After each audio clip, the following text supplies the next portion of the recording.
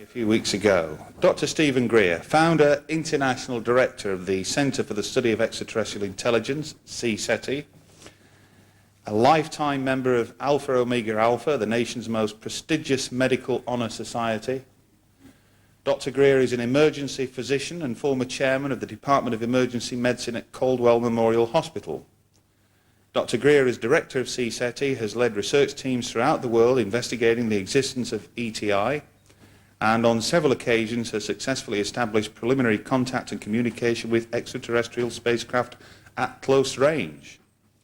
He has written Extraterrestrial Contact, The Evidence and Implications, which has been acclaimed as one of the most comprehensive and insightful books on the subject. He's met with and provided briefings for senior members of government, military and intelligence throughout the United States and around the world, including senior CIA officials, Joint Chiefs of Staff, White House staff, senior members of Congress and congressional committees, senior United Nations leadership and diplomats, senior military officials in the United Kingdom and Europe, and cabinet-level staff members of the Japanese government, among others. Dr. Greer has been seen and heard by millions worldwide on shows such as The Larry King Show, CBS, the BBC, NTV in Japan, Sightings, Encounters, TV programs in the US, of course, the Armstrong-Williams radio show, plus dozens of other TV and radio programs. He has addressed tens of thousands of people live at conferences and lectures around the world, including the International Convention for Mensa, the High IQ Group, the Institute of Neotic Sciences Board of Directors, and the Sierra Club.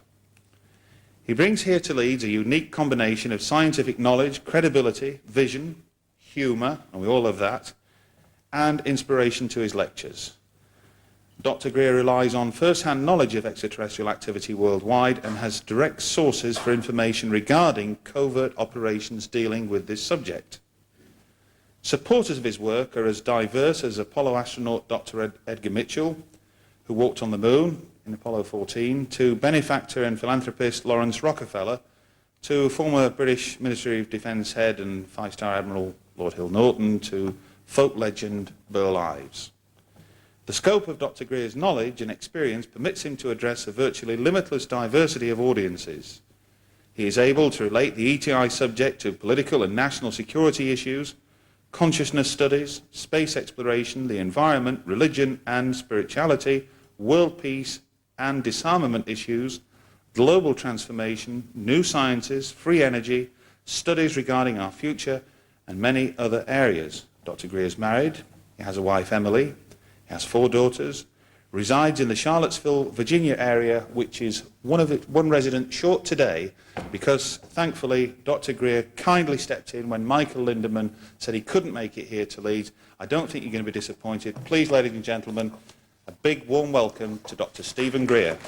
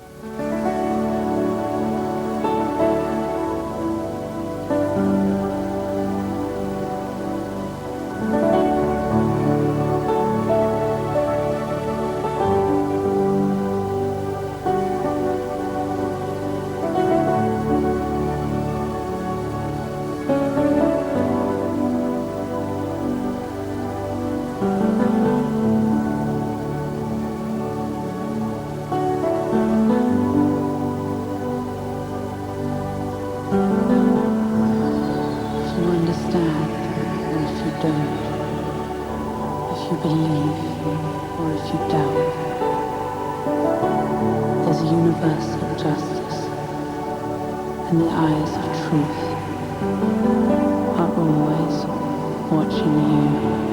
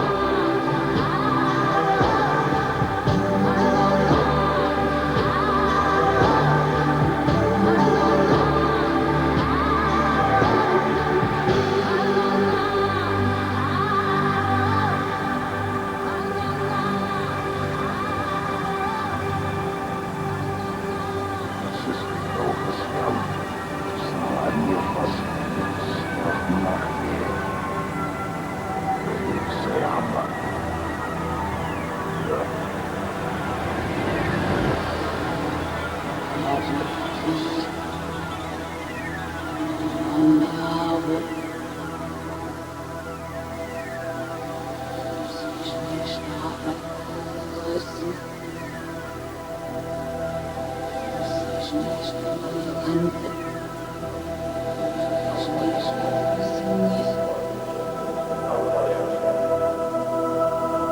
no teacher who can teach anything new.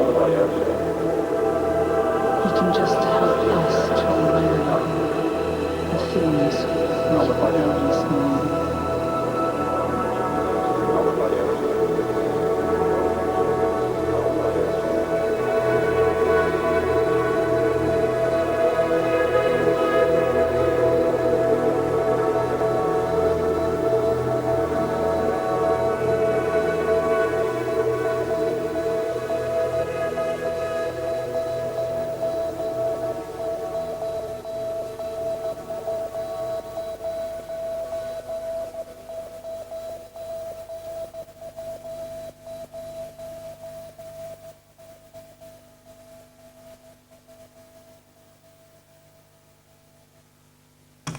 Lights up, please.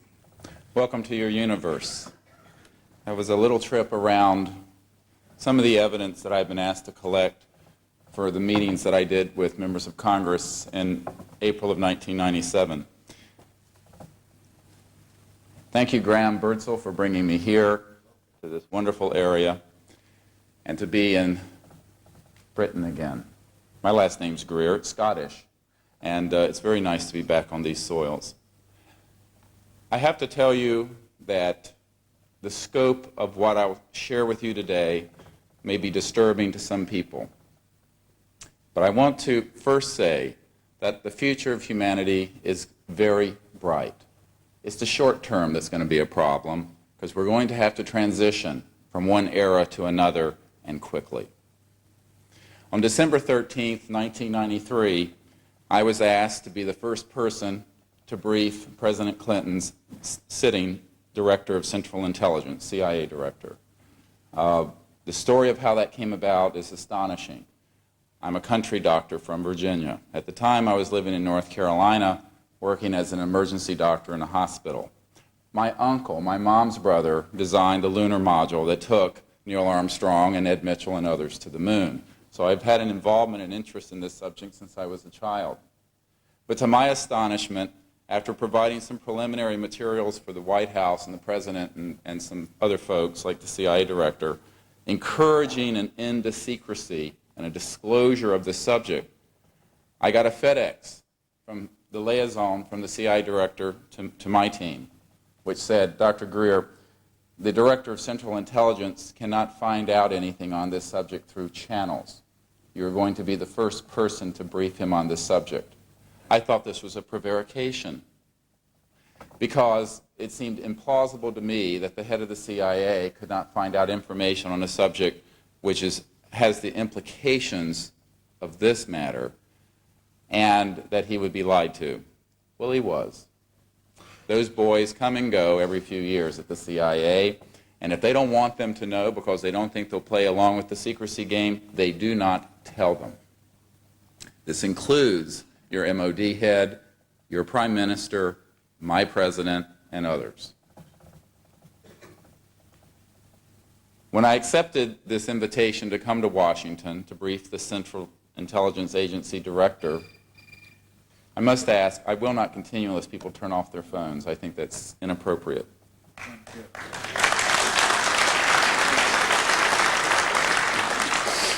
Now that's the pissy ER doctor part of me. Sorry about that.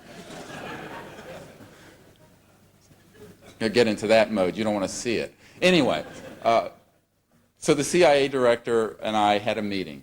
This was not a meeting that lasted 15 minutes. It was not an impromptu meeting. It was a very serious meeting, notwithstanding some comments he made after I disclosed this fact in my book, which I'll sign after my talk out front. I describe this meeting in the book. And I arrive in Arlington, Virginia, because that's where the meeting is going to be held, which is across the river from D.C. We do not have this meeting at Langley, at CIA headquarters. First, his wife arrives, who's Sue Woolsey, Dr. Woolsey, who's head of the National Academy of Sciences. Subsequently, Mr. Woolsey arrives in a limousine with Secret Service escort, of course, and we proceed to meet. Now, I didn't know if this was going to be a 30-minute meeting or what. It lasted nearly 3 hours. And I'm going to tell you what I told him and his wife, who's head of the National Academy of Sciences. And it's an extraordinary story. We spent 10 minutes on evidence, just. I pulled out this huge briefcase of materials, government documents that had been secreted to me, others that had come out through Freedom of Information Act, top secret witnesses who are in the military and aerospace area who have come forward and what their testimony would be. And he said, yes, I know these things are real. He and his wife had seen one in the 60s, like one of these silver discs that you see floating along. I don't know how many of you guys have seen it. I've seen them. That's how I got involved in this when I was 8 years old. And he says, but what the hell is going on? Why can't I find out about it? Who is maintaining the secrecy? And most importantly, why are they maintaining the secrecy? I'm the man, he's saying, the CIA director, who has to provide information on a daily basis to the President of the United States on all things related to intelligence, and I can't find out anything about it. Well, the other 2.5 hours of the meeting were discussing that, and I will tell you that that is more important than the evidence. So what I want to go through today is not only some of the evidence, but I also want you to understand how the secrecy has been maintained, and most importantly, why. And I want to share with you how these objects are coming through interstellar space, what their energy and propulsion systems entail, and why this information is the most important matter facing the human race in the year 2000. We are at a crossroads, and we are going to choose to either go into the future with a new start, or our civilization will not proceed. We have one viable option: peace. That is the only viable option. And there are those who want to put weapons in space, and they're not for the reasons that you've heard. And there are those who would like to see our future look a lot like our past, but on an order of magnitude worse: conflict, war, the military machine. We have to choose a better way, and we must, and we will, one way or the other. We know the outcome of this before it starts. But what the President of the United States cannot do, because astonishingly, after I provided this briefing to the CIA director and to some of the senior White House staff, materials for him personally, for the President and for others, I was visited by a man who was friends with the President, who said, very good friends with the President, who said, you know, we're very supportive of the idea that this should be disclosed, and we understand how important it is, but we're afraid the President will end up like Jack Kennedy if he does what you're recommending. I thought he was joking. I said, oh, you have to be kidding. He said, oh, no, I'm not kidding. So that was my coming of age on a subject where I realized, my God, what is going on?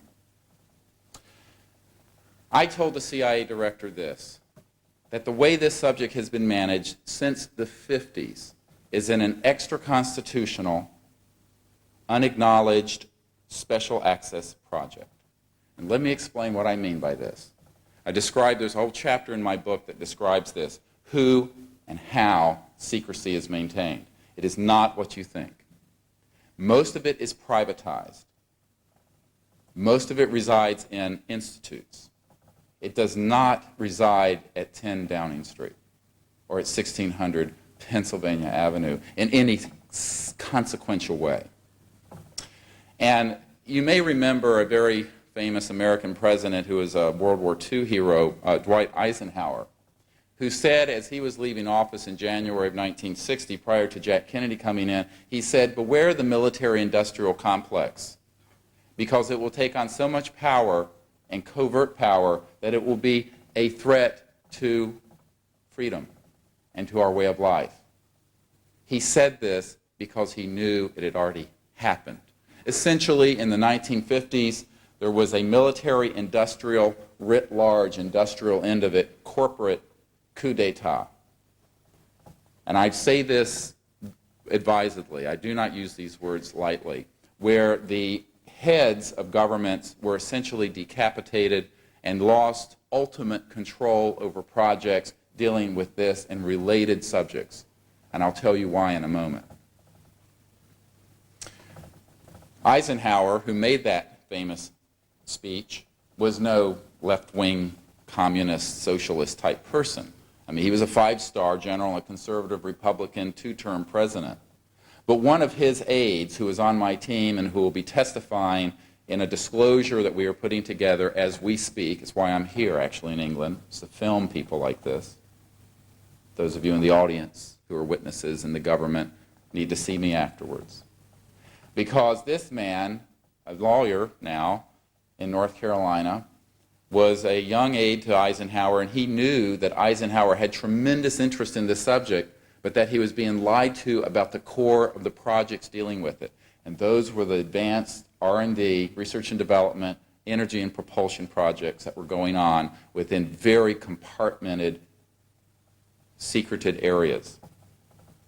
And he said that Eisenhower was furious about this and saddened and frightened because he knew that a multi-billion-dollar machine had been set up which was lying to him, the Commander-in-Chief of the United States. And so it has been in one form or another since the 50s. Do not think that your political leadership, when people say the government's keeping this secret, well, you have to define the government. I'll tell you, 99.9% of the people at the CIA couldn't find their ass in a well-lighted room with lights on. I mean, you know, it ain't going to happen. I mean, on this subject, you know much more than they do. And this is also true of a lot of your leadership in Parliament and in Congress and elsewhere. The question becomes not only how the secrecy has been maintained, but why. And to get to the why, you have to understand what we're dealing with. It is not a matter of whether or not we're alone in space. We know we're not. Anyone with an IQ over mud, you know, or if they're not brain dead and if they have a pulse, they know in this universe it's very likely there's other life out there that's intelligent. God help us if there isn't. We're still looking for intelligent life here, aren't we, I think? But the fact is that that isn't the real reason for the secrecy. Now, it was a sub-concern in the 40s and 50s from sort of a paradigm, religious, and other points of view. Gee, what are people going to do if they find out we're not alone in the universe? And it's not because there's a threat from outer space, although people would like for you to believe there is. And it's not because the subject matter couldn't be understood by the masses. That patriarchal view is nonsense. People can understand this. I talk to millions of people by television and thousands personally all the time. They can understand this. It's because the subject has so much power. Do you think that these vehicles are coming through interstellar space using Exxon Jet A fuel? I think not. I know not. I don't think they're using solid rocket boosters or ion drive engines or anything that could possibly be below the speed of light. Ain't gonna happen. They are superluminal velocity propulsion systems, and we're dealing with an area of physics that will change the world forever. Memo to your Prime Minister. If you're listening, Tony, we don't need petrol, haven't needed it for 50 years. Now, I'm making a statement here that we will prove. We have not needed internal combustion propulsion since before I was born. Now, in saying this, we also, by the way, haven't needed surface roads between cities since before I was born. And I'm not that old, 45. And I will tell you that by 1955, when I was born, this was already a done deal. One of the colonels that I'm working with, a man who was head of the Military Airlift Command and had been also commander of Norton Air Force Base, where there were some of these exotic devices stored back in the 70s and 80s, told me that his father, who supplied a lot of the materials for the Manhattan Project, got to know the heads and some of the senior people at RAND Corporation in California, the think tank that does a lot of stuff on this issue.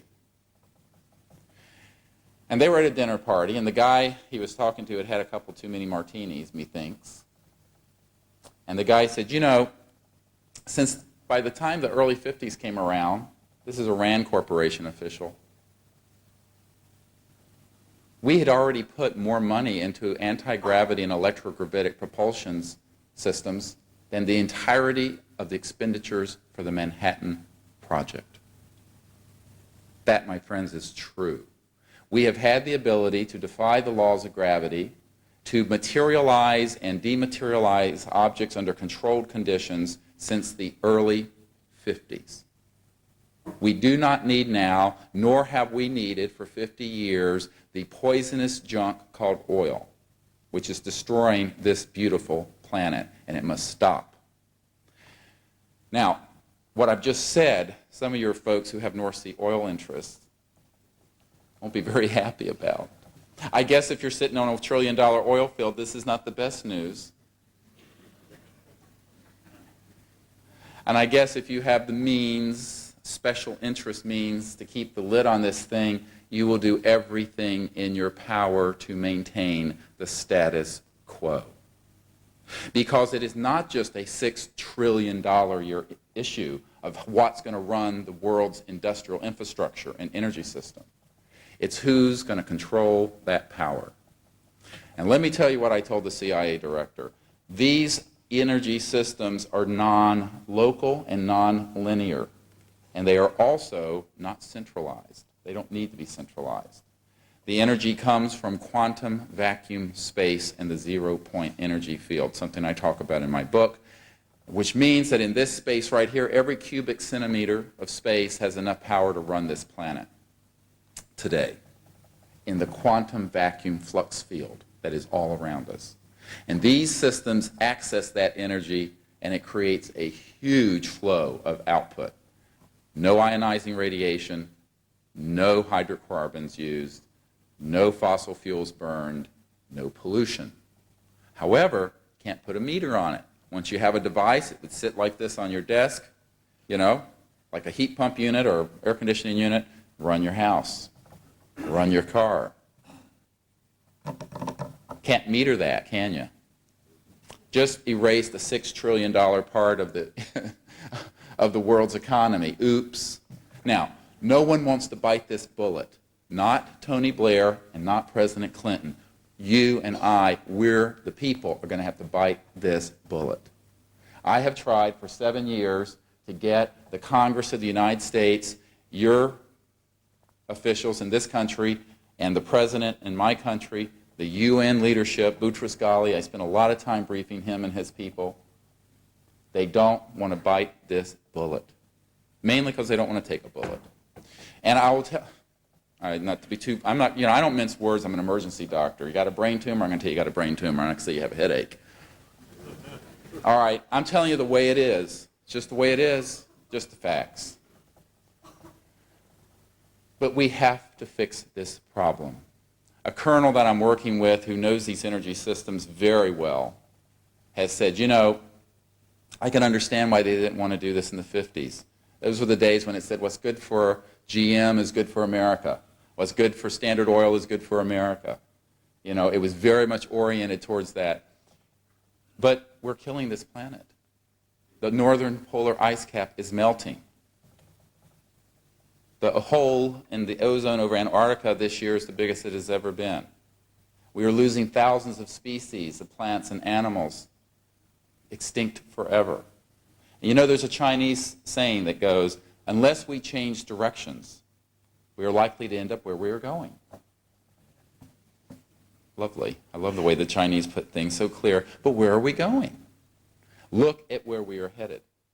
It has to stop. And if today, tonight, we succeeded in a general disclosure on this subject, along with it, the knowledge of the energy and propulsion systems behind the UFOs, it would take us about as much time as we have left in our civilization to bring these things out to general use. It has to be done now. It should have been done in the 50s. And when I was meeting with there's a senator in America named Barry Goldwater. I don't know if you've heard of Barry Goldwater. He was founded the right wing of the Republican Party in the 60s, ran for president as a Republican. And I was at his home a few years ago, back in '94, I think it was. And he was telling me, he says, you know, I've had an interest in this for years, but I have never been able to get anything official on it. He says, it was a damn mistake then, and it's a damn mistake now that this thing has ever been kept secret from the people of the United States and the world. I said, yes, sir. I agree with you. I said, what are you going to do about it? He says, well, how can I help you? We'll get to that in a minute. I said, but, you know, how have you found out about this? He says, well, he was an Air Force Reserve general, and he knew people who'd seen these objects, pilots who'd seen them in close flight and what have you. And he said, well, I was very good friends with a man named Curtis LeMay, General Curtis LeMay, who was head of Wright-Patterson Air Force Base for a while. And when he was commander of Wright-Pat, I asked the general, will you let me into the Blue Room to see the extraterrestrial materials that I have heard you have there? Curtis LeMay turned to him, and they were very good friends, and he said, God damn it, Barry, I can't even get into that area, and if you ever ask me about this again, I will personally see that you are court-martialed. Now, he's saying this to a U.S. Senator. Senator Goldwater told me that personally. And I said, well, that says a lot. That here's a man on the U.S. Armed Services Committee in the Senate and is one of the leaders of our country being told he would be court-martialed. And I asked Barry, I said, was General LeMay joking, saying this to a U.S. Senator? He says, no, he was serious as a heart attack. I've never seen him more serious. And I said, oh, well, I can see why you've stayed out of it since then. He was very supportive, but again, the emperor had no clothes. The people who run these covert projects are largely privatized. Are there cells within the National Security Agency? Yes, that deal with this. Are there cells within your MOD? Yes. But it doesn't mean your head of your MOD or your prime minister will be told, because there's something called an unacknowledged special access project. And that's the mechanism of how secrecy is maintained. And let me explain, USAP I call them, USAP. And they exist worldwide. It's not just US. But let's say that this gentleman here is a three-star general. He's head of the Defense Intelligence Agency, a man that I have briefed. The last two DIA heads I have personally briefed at the Pentagon.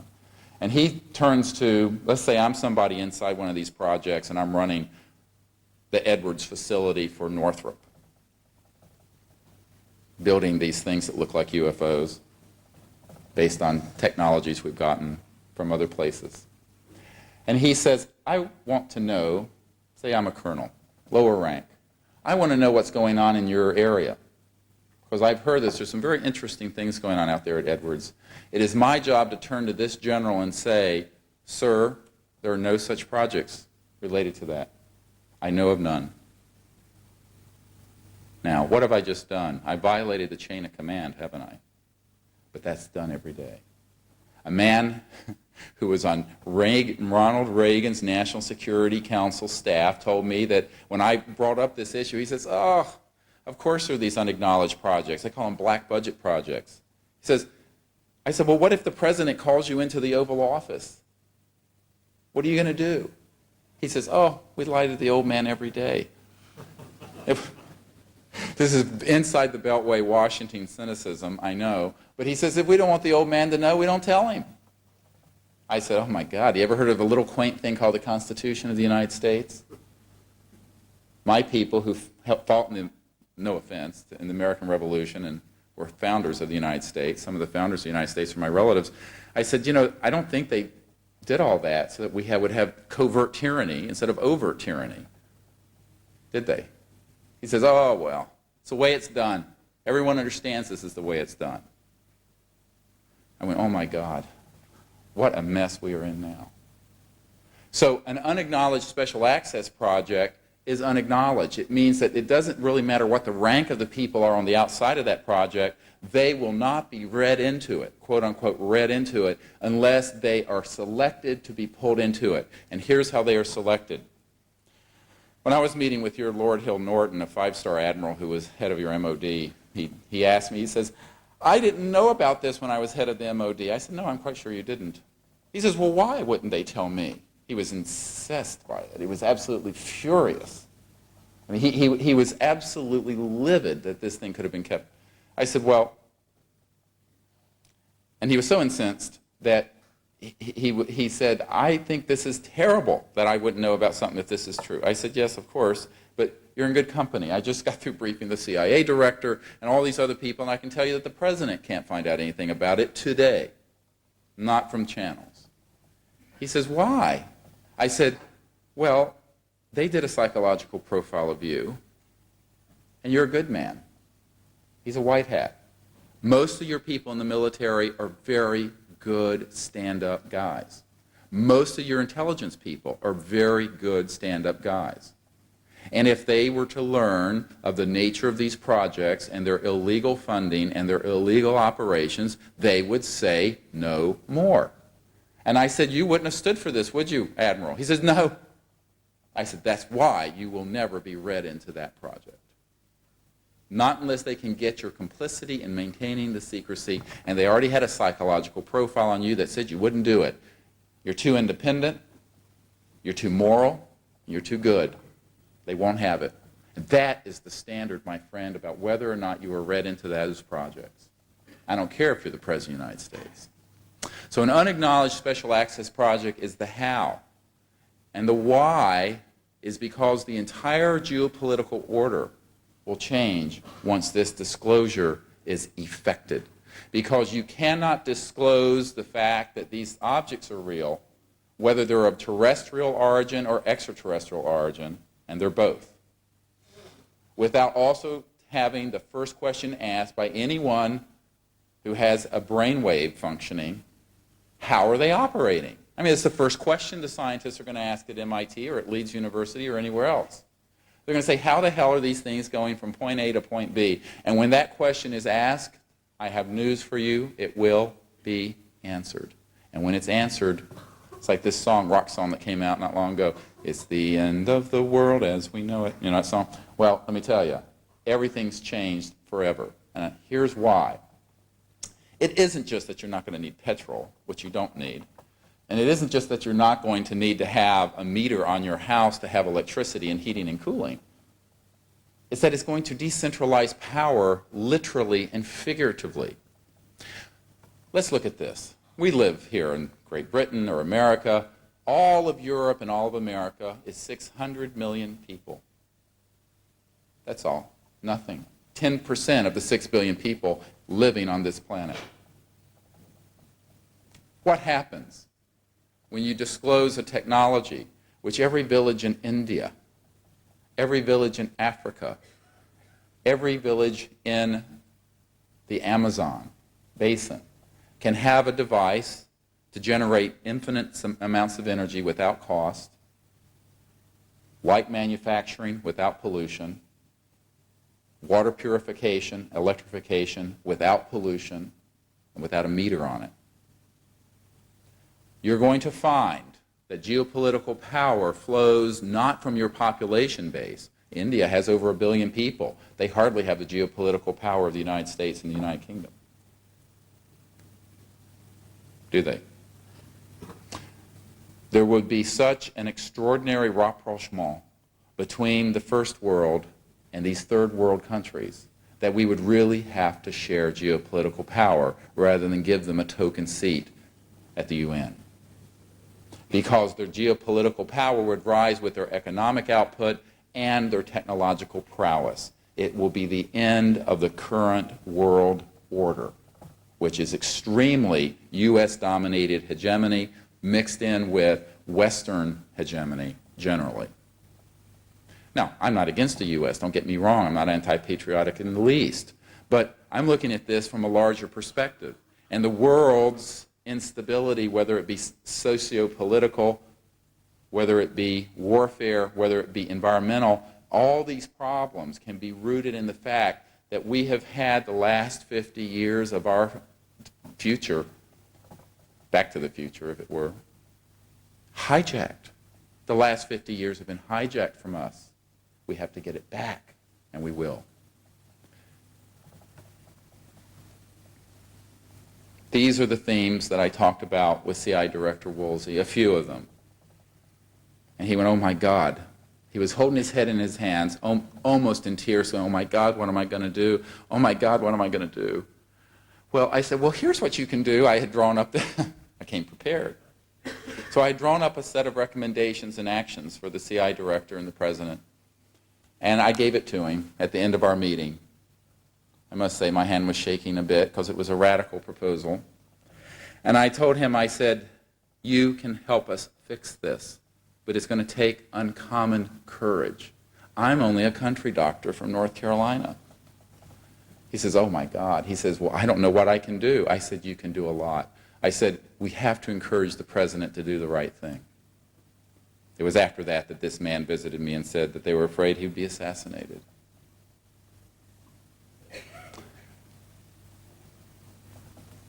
Subsequently, we decided to brief members of Congress. We said, well, maybe there's a gadfly in Congress who will take this on, all the while suspecting that we'd end up doing this alone, knowing politicians and lawyers being what they are. I mean, have you ever seen a courageous lawyer? I mean, my God. Oh, God, I didn't mean to insult anybody, but yeah. I'm very politically incorrect, and I've just started. But the fact is that for the most part, the political class don't take risks, do they? And this is the big enchilada. No one wants to preside over the kind of economic, industrial, and social change that would naturally flow from the disclosure of this subject. But the secrecy game has run its course. We can't go forward as a civilization without this matter being disclosed. So we're in a catch-22. Now, the people in Congress whom I have briefed, which are numerous, more than I will list here, senators, heads of committees, chairmen of committees, are very interested in this. But it's kind of like when I was out near Las Vegas and I was meeting with the senator from Nevada, in whose district, of course, is Area 51. He says, you know, I'm on the Senate Intelligence Committee and I have never gotten any official information on this subject. I've heard the rumors about this Area 51, but I don't know anything about it. I said, no, I'm quite sure you don't. I said, but let me tell you what's going on there. And I told him what I've told you, the kind of energy and propulsion systems, the research that's been done, the things that are stored there. I've been in a lot of these places, not Area 51, and I've seen more than I want to share with you here. I've been taken in the back door. I'll have a badge on like this. They'll say, who is that? They'll say, it's a doctor and you don't need to know. So it's then they know not to ask. So, you know, you can sneak someone like me into a lot of interesting places. Anyway, I said, Senator, you know, this is a very grave issue. It's a very important issue. And he said, yes, I know. From what you're telling me, if that's true, he says this has huge implications for our civilization. I said, yes, it does. It means whether or not we're going to be around or not, environmentally and technologically, in 20 or 30 years. And he says, well, what would you like me to do about it? He says, who else have you talked to? And I told them some of what I've told you. He says, well, what are they doing? I said, nothing. He says, well, then what am I supposed to do? I'm just a little senator from Nevada. I said, oh, on the contrary, you took an oath to uphold the Constitution of the United States, to defend and protect, just like our armed services do. And I said, what I'd like for you to do is to convene a hearing. And in that hearing, to allow the people I have identified, dozens and dozens and dozens of military people willing to talk once they're subpoenaed about this subject. It'll be the end of the secrecy. He looked ashen. He turned as white as my shirt. He says, oh, no. He says, I can't do it. He says, why don't you go talk to Senator John Warner on the Armed Services Committee? Don't you think that'd be more appropriate than the Intelligence Committee? I said, he said the same thing. Besides, he's one of the guys running the secrecy. Ooh, I just let that slip. Y'all listening? You listen carefully. I'm going to drop some pearls today I've never talked about. But the fact of the matter is that he said, I don't want to do this. This is too hot a potato. I said, well, that's what Henry Kissinger said. I said, look, someone's going to have to deal with this. Are there any grown-ups left in the world? I said, for Christ's sake, if everyone had the courage 50 years ago that you guys are showing, we'd all be goose-stepping and speaking German right now. Where is the courage? I said, look, we expect you to uphold your oath of office, and someday, somehow, you'll be held accountable. We met for about an hour. It was at McCarran Airport in Las Vegas To this date, he's done nothing. Now, I'll tell you, the most promising person who could have helped us was the chairman of the House Government Reform and Oversight Committee, Congressman Dan Burton, who came to the briefings we held in 1997, which the videotape you saw was done in preparation for that. All those images, those were put together to give to each member of Congress who was there, along with a big, thick stack of government documents and about 15 top secret witnesses, like Eisenhower's aide, who was present to talk about what he knew. He actually handled the extraterrestrial remains from Roswell and saw the writing on it. So we have these kinds of guys on my team. And this guy, Congressman Dan Burton, said, I want everything you have on this, and we're going to pursue this. This is what he said to us personally. His chief of staff starts having his phone tapped. They start being followed. We hear back from him, he says, this is too hot a potato for us to handle. Go talk to someone else. If you ask Dan Burton about it today, he says, well, I have a personal interest in this. Personal interest, but nothing official. Everyone's running at light speed away from this, not because they think it's the silly season of tabloid rubbish, which a lot of it is, by the way, but because it is so important. The implications are so vast and so profound. No aspect on life on Earth will be unchanged by its disclosure. That's why your leaders are terrified. They're like deer in the headlight of this thing. They don't want to act. Guess what? When the people lead, the leaders will follow. It's our turn. We've got to do it. Don't look to your leaders to do this. We're going to have to do it. Now, after 7 years, millions of dollars in my own income, my own assets to do what I have done without any support, being vilified by the UFO community, by the media, by everyone, here's my conclusion. We're going to have to do this, and we better do it soon. And if not us, who? And if not now, when? We have the ability to do it, and we ask your help in getting it done. We are in the process of interviewing, filming, for a witnesses archive, sort of what Steven Spielberg did with all the survivors of the Holocaust who could give testimony. We're in the process of interviewing any military, intelligence, governmental, or aerospace contractor people who have first-hand knowledge of this subject, whether they've just seen an event as a pilot, whether they have been present at a facility where the R&D is going forward, or whether they work for Lockheed Skunk Works on the electrogravitic anti-gravity propulsion systems. Another little pearl I just gave you. Know where it is?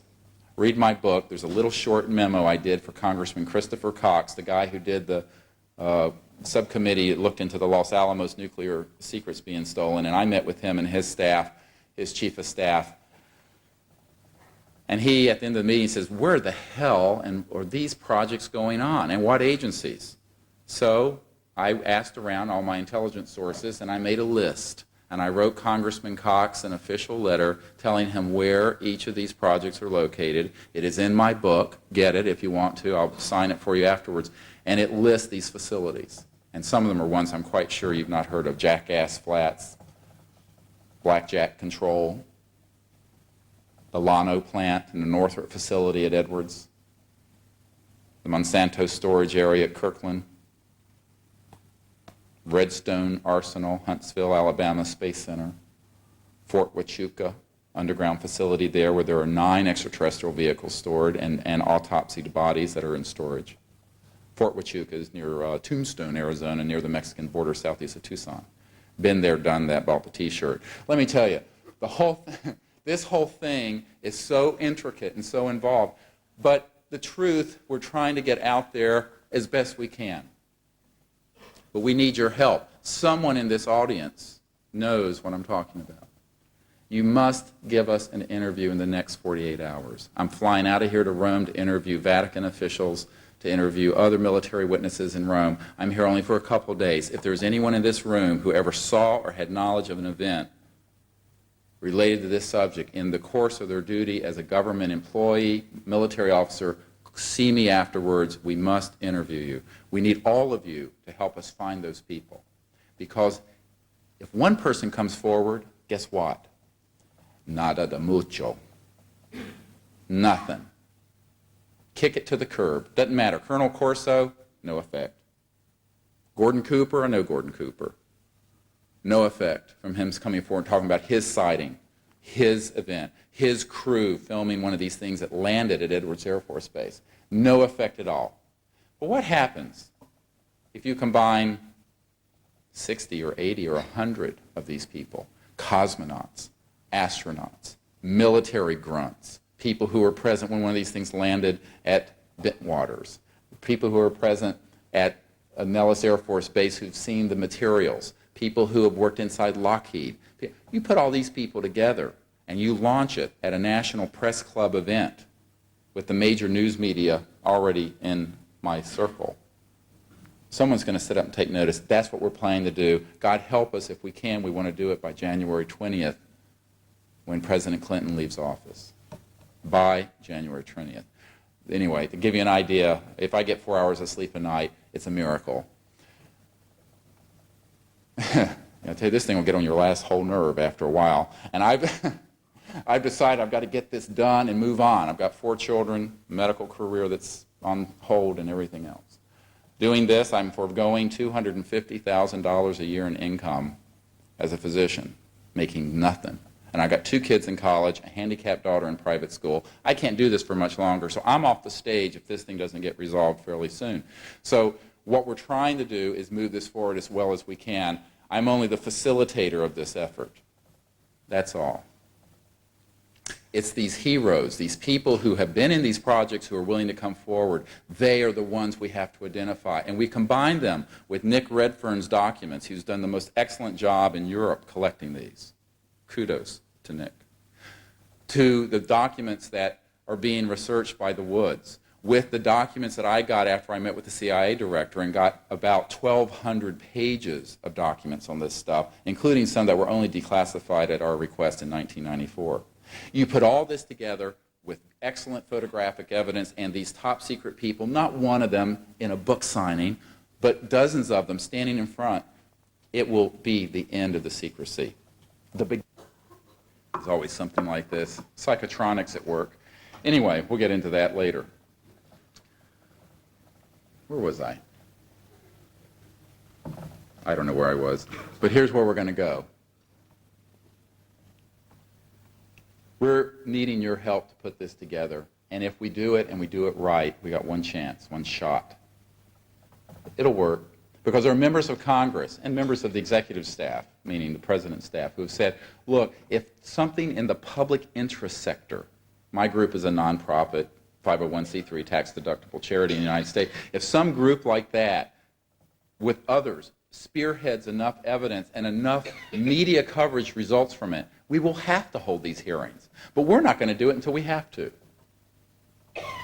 Basically, we're building a shield behind which the politicians can come out and regain control over this. That's what it amounts to. They're not going to do it unilaterally. They're not going to do it de novo, out of the blue. They're going to do it because something has happened that has forced the issue. And that's what we are trying to do, is to put together a disclosure. Initially, it was called Project Starlight back in the early 90s when we first started briefing the CIA director on these issues. But we just call it the Disclosure Project. And it's the disclosure of not only the facts, but also, eventually, the technologies related to this subject. Because the world needs them. You need them. I need them. Our children's children's children need them. I'm part Cherokee. My father was half Scottish and half Cherokee Indian. Man, what a temper. But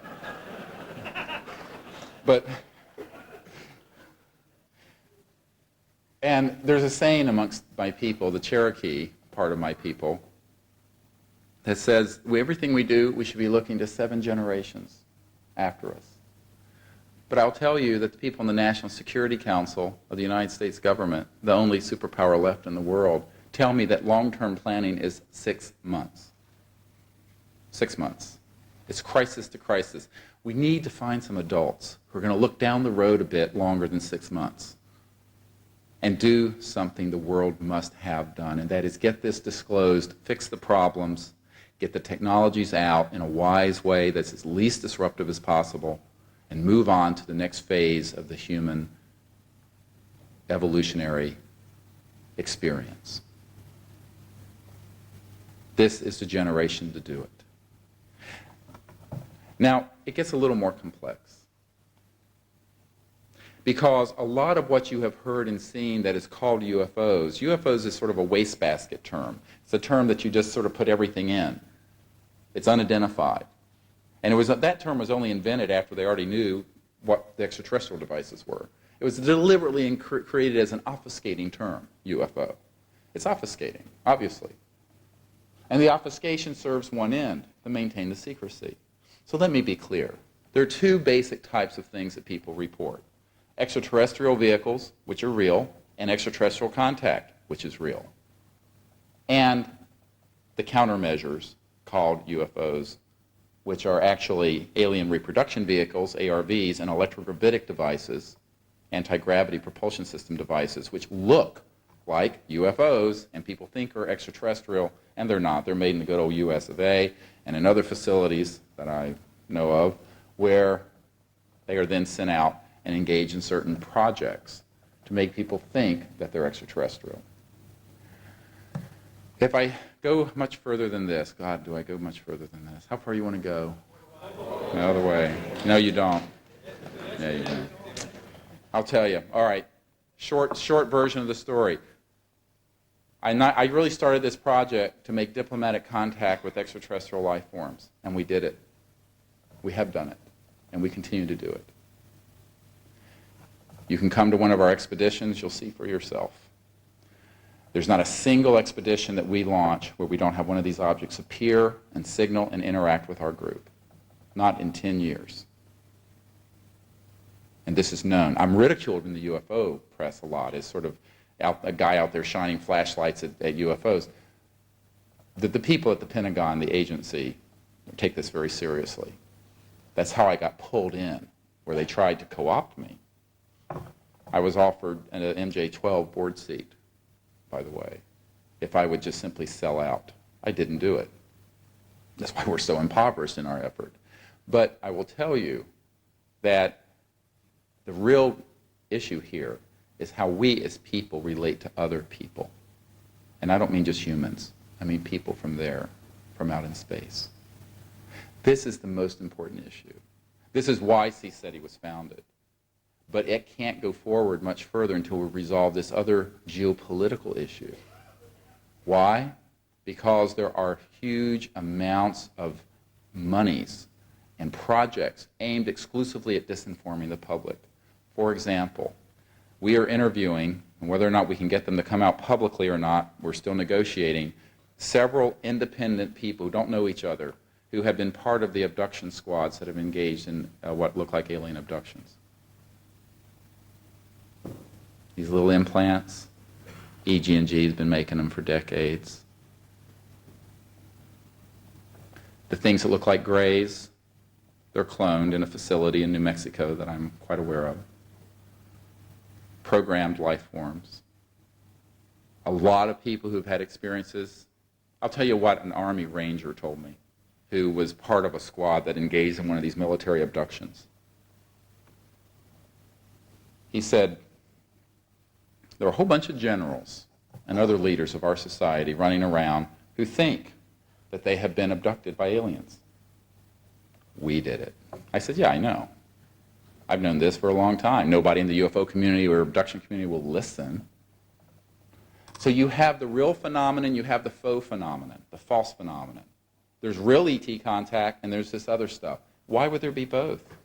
You hide something in plain sight that you can't control. Here's one of the tenets of counterintelligence. If you can't control something that's going on, whether it's crop circles or the UFO phenomenon, you put out a countermeasure that everyone thinks is the real thing, but which is actually fool's gold and not the real gold. And that's what they're going to chase, that's what they're going to look at, and that's what you are going to hear about in the UFO community and in the media. It is very easily done. The technologies, both electronic mind consciousness altering technologies, as well as the craft and these things that look like extraterrestrials that aren't, have been fully operational for decades. Now, no one say that I am trying to represent that there's no extraterrestrial factor. There is. But it's the least known about. It's what you hear about last. And we will have to eventually get this sorted out. Now you say, why would this happen besides just obfuscating the issue? Of course, it confuses the issue if people are researching a false phenomenon.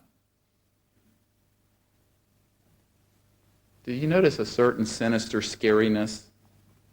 That is a thread that's woven, even the titles of books, Intruders or Alien Invasion or what have you. It's all geared towards Independence Day, the movie. We know how that got created, by the way, how that got funded and launched. It is so that there will be a mass psychological acceptance of the cost of interplanetary conflict.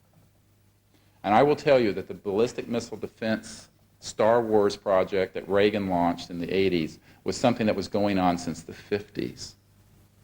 And it is an attempt to weaponize space so that we can track, target, and destroy extraterrestrial assets. If we don't back down off of this madness, I will tell you there will be a worst case scenario resulting therefrom. There is not a scintilla of evidence that these extraterrestrial life forms, any of them, are hostile. However, there's a lot of evidence they're concerned about our hostility, which is the difference. I just got through interviewing a lieutenant colonel in the Air Force who then went to the Atomic Energy Commission, who said that when we launched an intercontinental ballistic missile to make it interplanetary so it would strike the moon, that object was intercepted and destroyed. We, meaning the military running that project, took that as a sign of aggression from the extraterrestrials. I applaud it as an act of sensibility, that we don't need to start dropping nuclear bombs on other planetary bodies, for Christ's sake.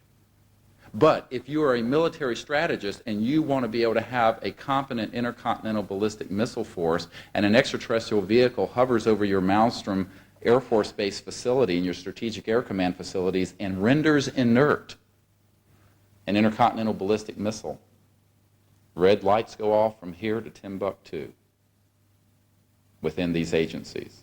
And that's what's happened, because the ETs are saying, make peace, live in peace, and then you're welcome out in the universe. We are not welcome out there until we become peaceful. Quid pro quo. You become peaceful here, you're allowed out there. You violate that, that's a universal rip in the fabric of the way things have to be. It is not a possibility that we are going to be allowed to weaponize space.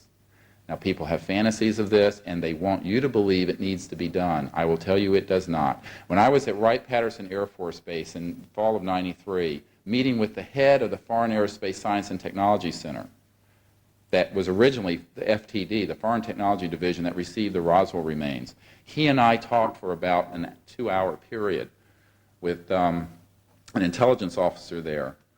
And how this meeting got set up is an interesting story. I'll just say the head of intelligence for the Joint Chiefs of Staff, who was sympathetic to our cause, ordered the meeting.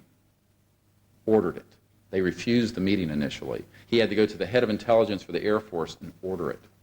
So the meeting happened, and during this meeting, Colonel Canola, like canola oil but spelled with a K, said to me, "Do you think these objects have an ability to be a threat to the national security?" I went, "Oh my God." I said, "Are you kidding?" I said, "They have the ability to turn this planet into a cinder floating through space in 0.1 nanosecond. They don't have that intent. Because if they had that intent, you would have known about it by now, given the stupid things we've been doing." And I didn't mince words. He went, "Oh," he was writing furiously on this pad of paper. I said, "Look, buddy, let me tell you something."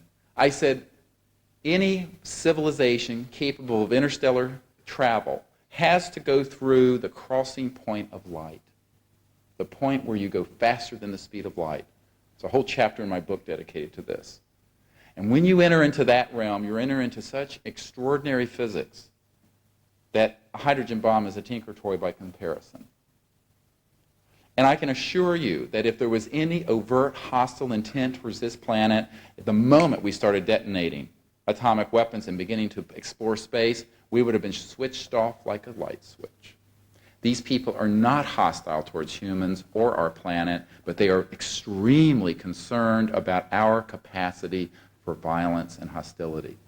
They'd have to be brain dead not to be. Let's look at it through their eyes. Go back, look at this planet from outer space. In the span of one person's lifetime, since the early part of this century, we have killed hundreds of millions of people in warfare. We have a stated position of mutual assured destruction for years, where if any nuclear bomb was sent off by either party, the whole arsenal of all the powers of the world would go off, and all we'd have is rubble that's glowing on this planet. We are using life-damaging technologies which are collapsing our ecosystem within one lifetime, which has built up over billions of years on this pristine and beautiful planet. This is madness. You know, you could excuse these extraterrestrial life forms for thinking we're a bit bonkers. You know, the collective craziness of humanity at this time has got to be of tremendous concern to these life forms. Not only these weapons of mass destruction, but how we treat each other. That we can sit here in comfort while there are billions of people who don't have food every day in a world that has such abundance. It's insane.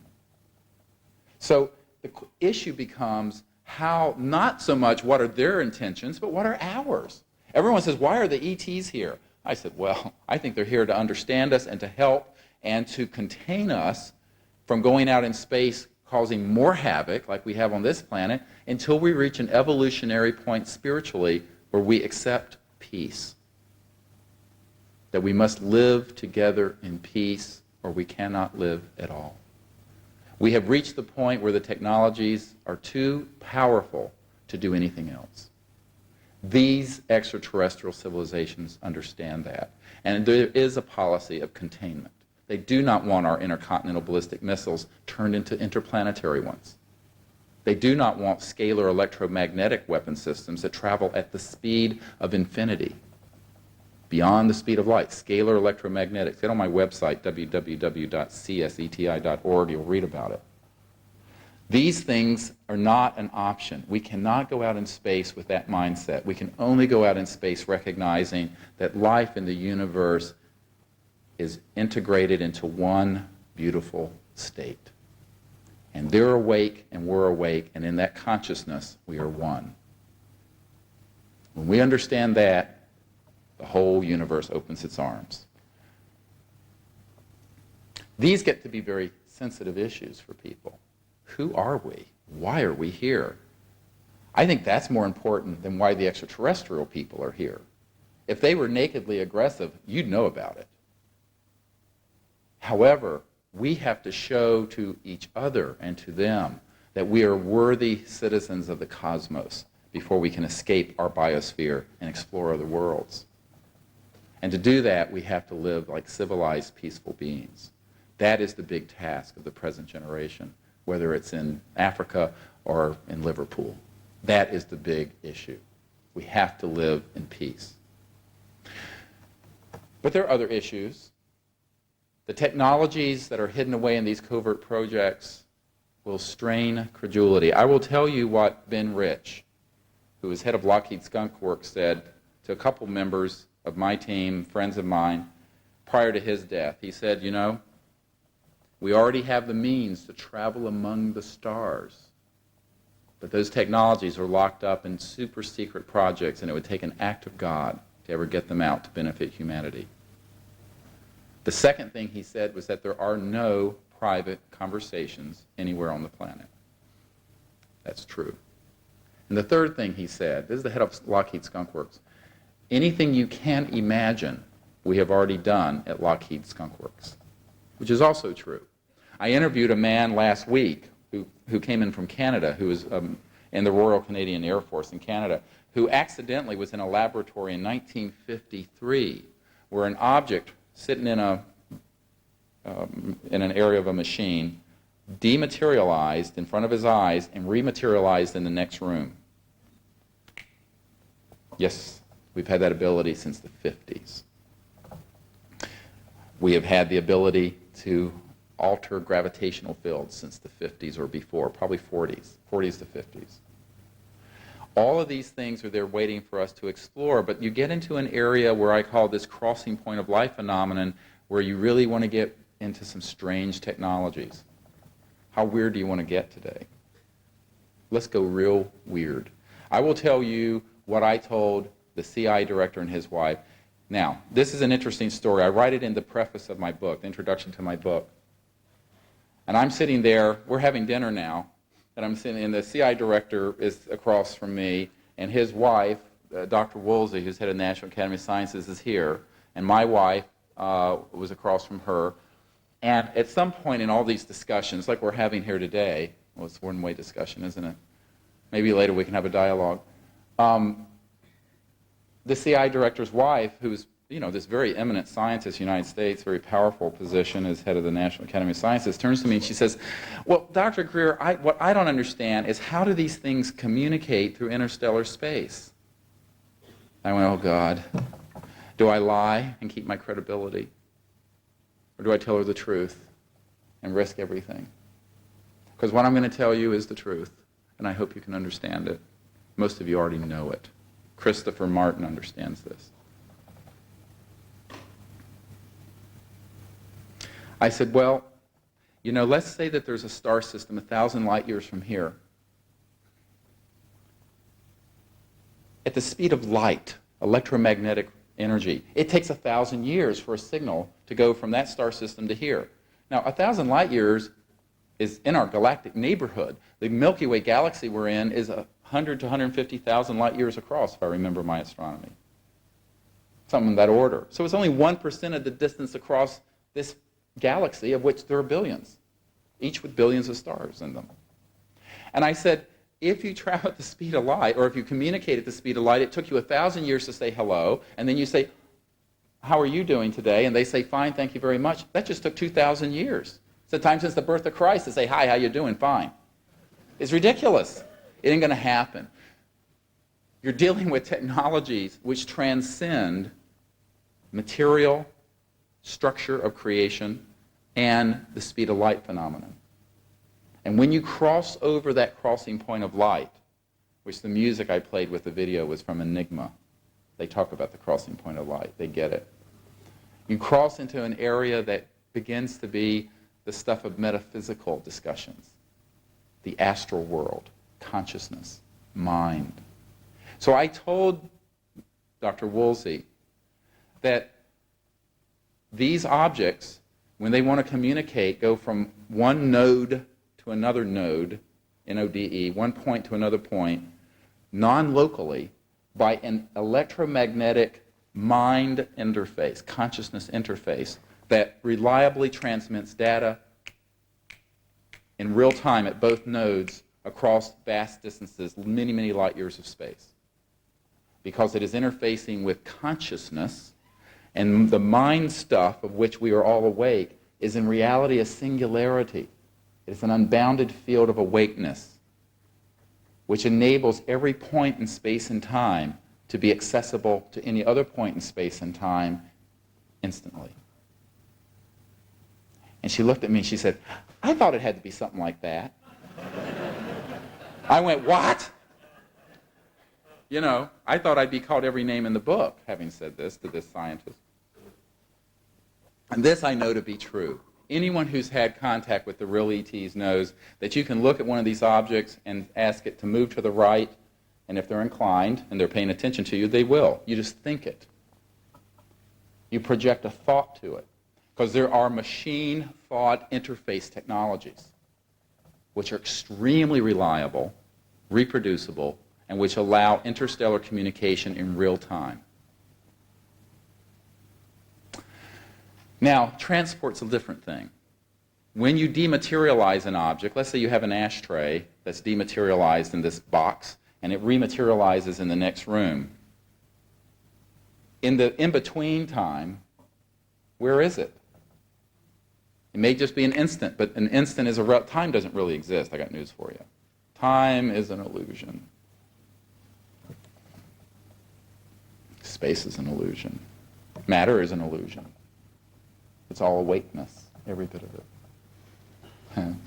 So anyway, before I was a medical doctor, I was a meditation teacher. We'll go there right now. But But I will tell you that I was one of the siddhas, and people who used to study this stuff, and I used to teach people Sanskrit, pavitra, pavitrova, sarva, vastanga, topiva, yasmare, pundari, kaksham, sabaya, abhyantara, sushi. Beautiful language, Sanskrit. But in the Vedas, the ancient teachings of the Sanskrit, you learn tremendous things about the nature of mind and consciousness. And the first thing you have to know is that awakeness, that capacity where all of you are conscious, is a singularity. It's always a singularity, and it's infinite, and it's eternal, and that's what we are. And we think, we trap this mind stuff in our egos and our individuality. But in reality, the truth is, it is always an omnipresent phase field, which is phasing at infinite velocity, because it is omnipresent and non-local. It isn't located and fixed in time and space, ever. This is why you can go to sleep at night and have a lucid dream of something that'll happen next year. I met my wife this way. I did. Before I ever met her physically, I had a lucid series of dreams, 5 of them. And I kept waking up, and I said, my God, who is this woman? I was introduced to her as the person I should marry. I'd never met her in my life. A few months later, I was living in Israel at the time. Here she comes, and I meet her. What a line. Hi, I met you in a dream. Would you like to marry me? Anyway, that's not how it happened, but that's how I live my life anyway. That's what I understand. But I will tell you that this is something extraterrestrial civilizations have to understand, because the speed of light is too damn slow for travel, and it's too slow for communication. And when you cross through the crossing point of light, and you go at multiples of the speed of light, you begin to enter a cosmology where everything is increasingly awakeness. It is anyway. It's infinitely awake. But the realization of it is increasingly awake. Mind stuff. One of the military guys I'm working with is a guy who was at Las Vegas Air Force Base during a huge encounter that happened there in the 60s, and he called me up. He says, you know, I'd like to be part of your witness pool, and we're going to be filming him later this month about that event at Las Vegas Air Force Base, not Nellis, Las Vegas Air Force Base, at Angel Peak, where there was a huge overflight of these objects that were on radar and all this stuff, and he was there in the radar control tower and everything.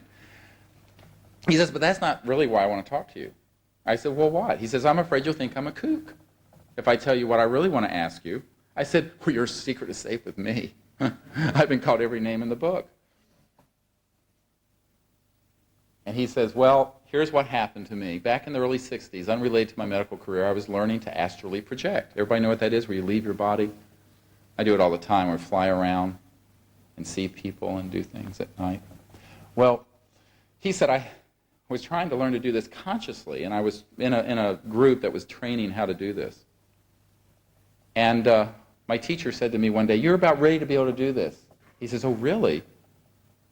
And he says, well, that gave him enough confidence. He went home that night and tried it, and he laid down, and he did whatever technique he was using. I don't know what he was doing. And sure enough, he had an out-of-body experience where his subtle astral body, that looks similar to the physical body, but is what people call like a ghost-like thing, but left his body and then went up through the ceiling of his house in what I called an uncontrolled launch, his maiden voyage. Oy. So he goes out and he goes up through the ceiling of his house and he goes up into the atmosphere and he slams into the side of an extraterrestrial vehicle. He did do. And when he did, he hit it with his astral body. It moved the ship. Listen very carefully to what I'm going to tell you. It moved the ship. And then he popped into the inside of it, and there were these ETs at a control panel looking at him like, my God, why don't you watch where you're going?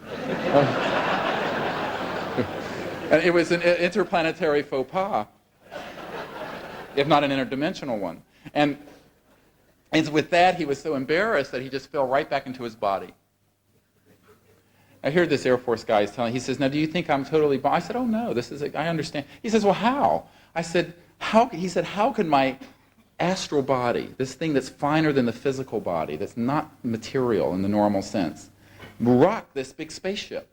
I said, there's a saying, like seeketh like and taketh pleasure in the company of its kind.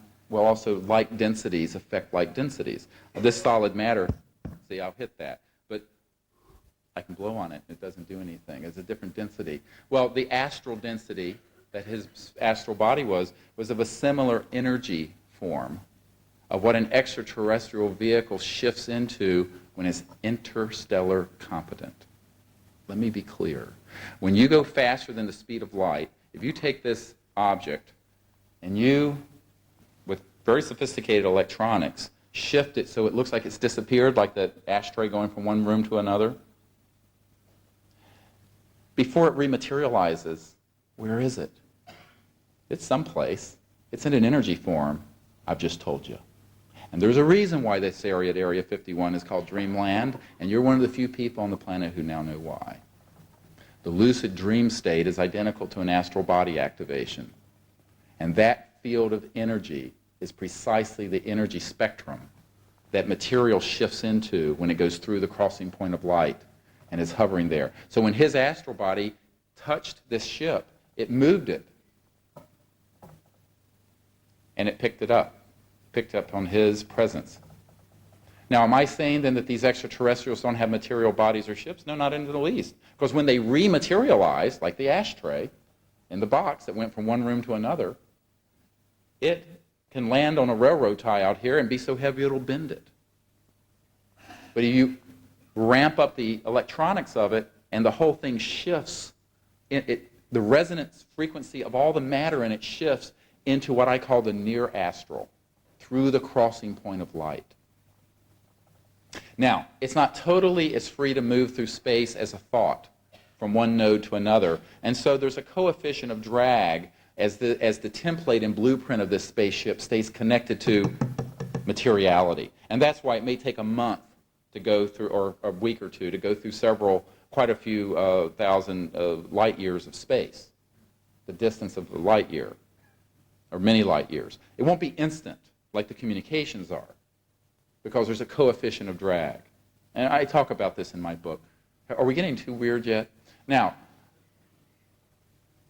the sciences related to this, therefore, as you go into extraterrestrial sciences, you have to cross through the material sciences we currently understand into a physics that is post-quantum mechanics, beyond current quantum mechanics understanding, because you're crossing into energy forms and understandings which are scalar, electromagnetic, and beyond that, reach into the energy forms that have to do with thought and thought forms. Let's all of us visualize a red apple. See it?